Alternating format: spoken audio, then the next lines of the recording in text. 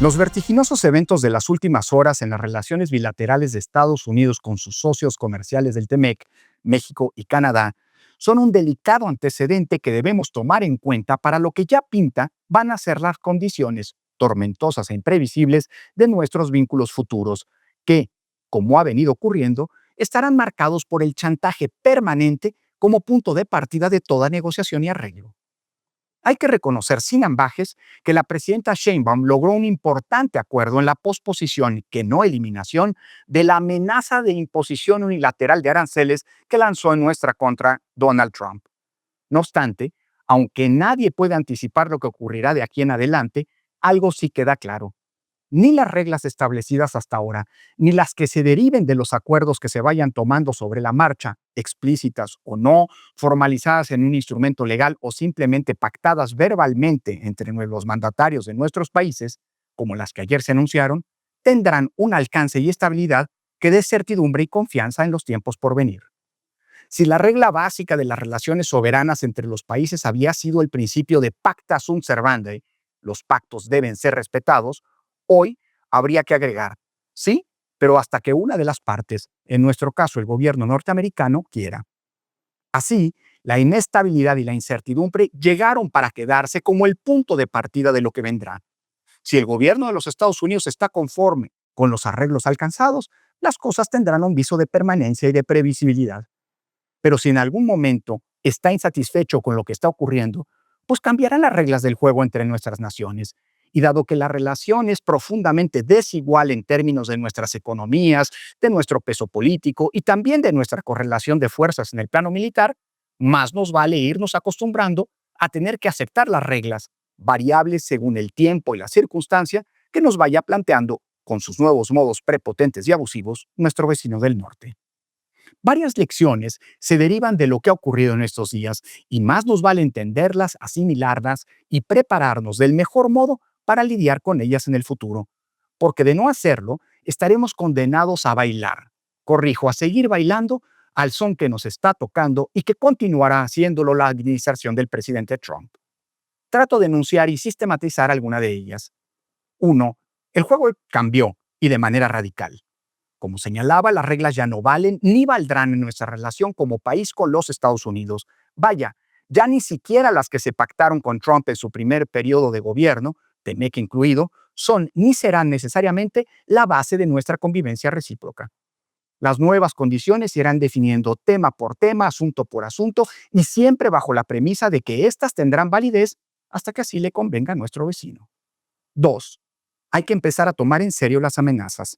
Todavía unas horas antes de que el primer día de este mes Trump firmara los decretos mediante los cuales les imponía a los productos mexicanos y canadienses aranceles del 25% de manera generalizada, había quienes sostenían que no se atrevería porque era algo que afectaría de manera grave a la economía estadounidense, al bolsillo de sus consumidores y al entero aparato industrial norteamericano.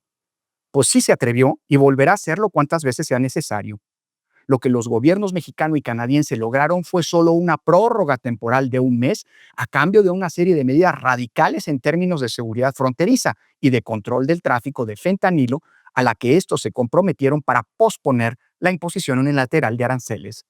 Estuvimos al borde de una auténtica guerra comercial, de imposición arbitraria de tarifas por parte de los Estados Unidos y de medidas compensatorias equivalentes por parte mexicana y canadiense.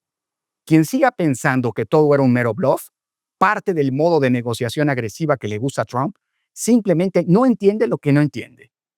El riesgo era y sigue siendo real, por más irracional que resulte.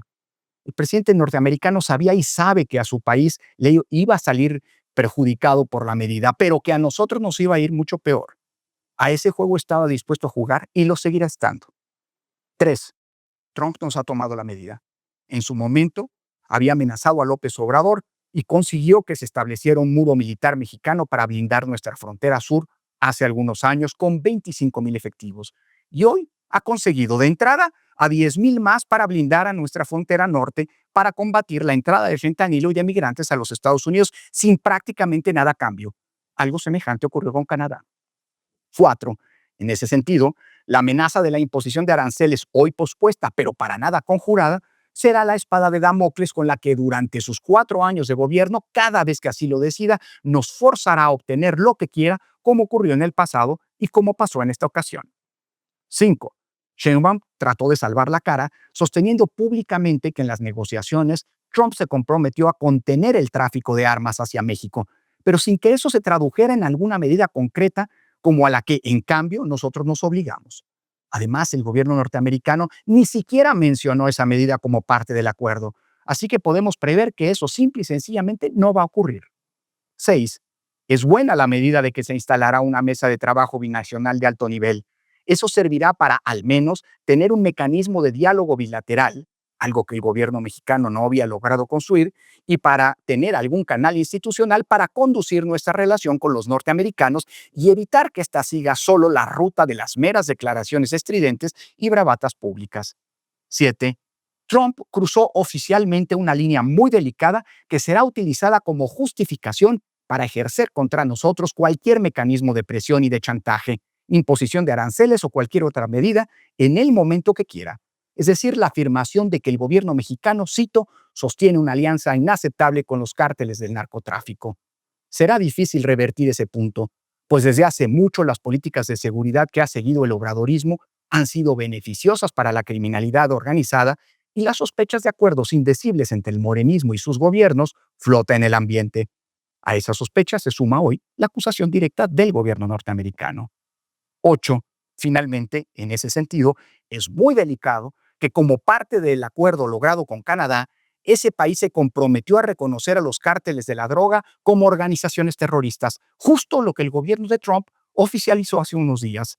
Y ayer mismo, un avión de espionaje estadounidense se acercó extrañamente al litoral de Sinaloa y Sonora. ¿Una mera casualidad? El gobierno mexicano logró salvar el día posponiendo la catástrofe y hay que reconocérselo. Los días que siguen serán importantes para saber el costo real de lo negociado, pero el daño está hecho. Trump dejó claro que la relación entre nuestros tres países, por mucho que insista en lo contrario la propaganda oficial, no es ni será, al menos por los siguientes 4 años, entre iguales.